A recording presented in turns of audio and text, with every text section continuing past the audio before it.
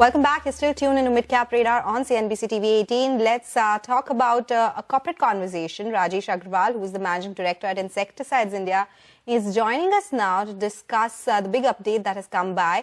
India has become the third largest exporter of agrochemicals. So what is the path ahead when it comes to agrochem exports, export opportunities in the US, and outlook on CapEx and financials as well? Mr. Agrawal, good afternoon. Thank you so much for joining in. Well, $3.3 billion in terms of exports for now for the agrochemical industry in FY25. Can you give us a sense of, is it largely volume-led or there has been some pricing improvement as well?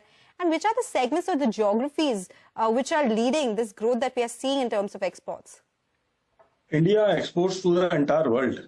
So all the countries, particularly the USA, America, South America, North America, Europe, Africa, ASEAN countries, even CIS, everybody imports from India. The things change because certain countries are the countries which import the basic technicals.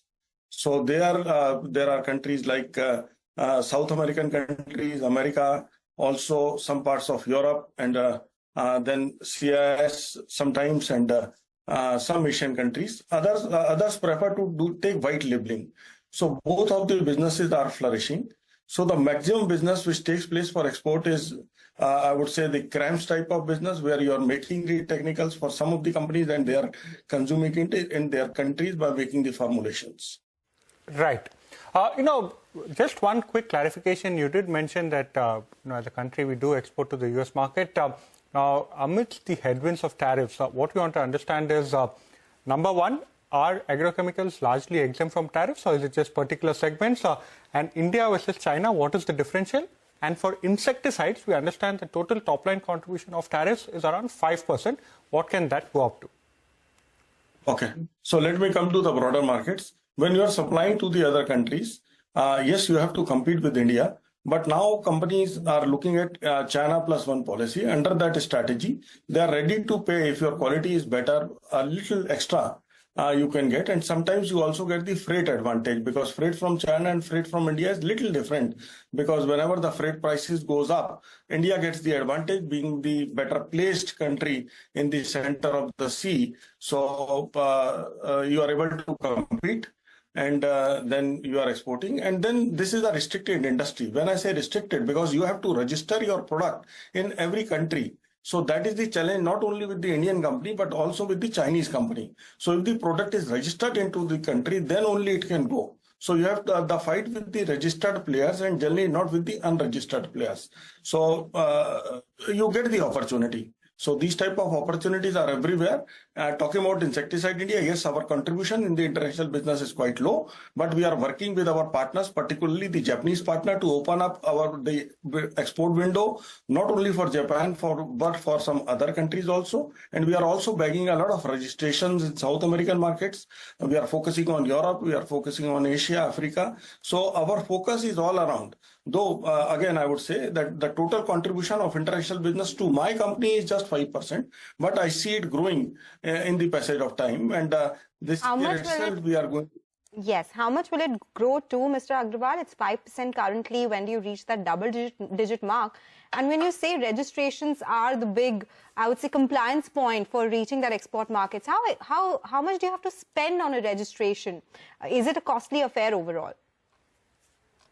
Yeah, definitely. That is the cost which goes into crores per product. So you have to invest that amount and be prepared for everything. And then it takes a lot of time. So there are two types of data. One is the toxicology and chemistry data, which you have to generate in your country. And then there is additional bioefficacy data, which is generated in the country where you are exporting. So when both the data become okay and you are granted a registration, then only you can do it. So some countries take 1 to 2 years, other countries take 4 to 5 years. So that is quite common for our sector. So it's a tedious process, and we have been pursuing our registrations for several years in many countries, and we are bagging more and more registrations. So which makes me quite hopeful that international business will be going up for me. And I can say in 2 to 3 years, we should be in double digit.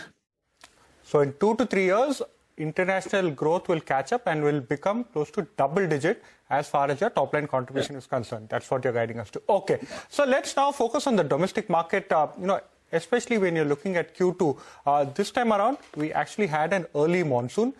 In the last year, in the base year, you actually had the monsoon that was quite late. So Q2 last year was quite strong. So on a year-on-year basis, will you see some amount of softness? Number two, what has been the impact of floods as far as demand is concerned?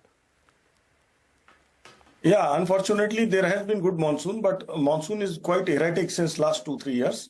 So last year also it was impacted. This year we had an initial dry spell, and then it was a wet period, very long wet period, which has impacted the companies. But again, it's the dry spell, which is good for the industry, and we are getting the opportunity. So I believe that Q2 is going to be a positive quarter, though the growth will be quite limited, but still I believe that we'll be able to repeat the performance of Q1. Again, I would like to say that quarterly performance is important because of market's perspective, but it is the overall idea and the planning of the company, how the company is heading in 1 year, 2 years time, what are the plans. So we are on the path of expansion where we are launching new AIs, also launching new products, and our vision is that we shall be growing year on year at a good speed with improving the profitability of the company, because we are working a lot on the premium products and introducing of new technologies. We are increasing our capacities for the technical manufacturing as well as formulation manufacturing. And today also I'm sitting at my site, which is a new site at Sotanala, and the work is in progress. So you'll find me a little shabby because a lot of construction is going. I was just going to ask you on that. You're talking about that new facility that you're at. When is it commissioning properly? What will the initial capacity utilization be? And when does the new Dahej plant reach that maximum capacity as well? Dahej plant is almost in the final stages. So it has started production also, but post Diwali, I can say in the Q1, it should be in full capacity of production. And talking about the Sotanala, we have a target that when I said Q1 for Dahej means January, Q4. For Sotanala, we have to start the formulations for the Kharif season, which means we should be somewhere in the Q1. We should start production of formulation. First year will not be 100%, of course, but I can imagine that 50, 60, 70%, up to 60 to 70% utilization we should be able to do in year one itself. Regarding the technical, the target is again to complete the technical synthesis plant within this next fiscal year. So we would like to start some production in the next fiscal year from the technical plant, though the real benefit is going to come in 27. Okay, Mr. Agrawal, thank you so much for joining us. You spoke to us about the export opportunity, the growth that you're seeing there, the domestic opportunity, as well as the new facilities that are ramping up. Well, we now slip into a short break. Up next, we will get an exclusive conversation from JK Tyre's Chennai plant. Stay tuned.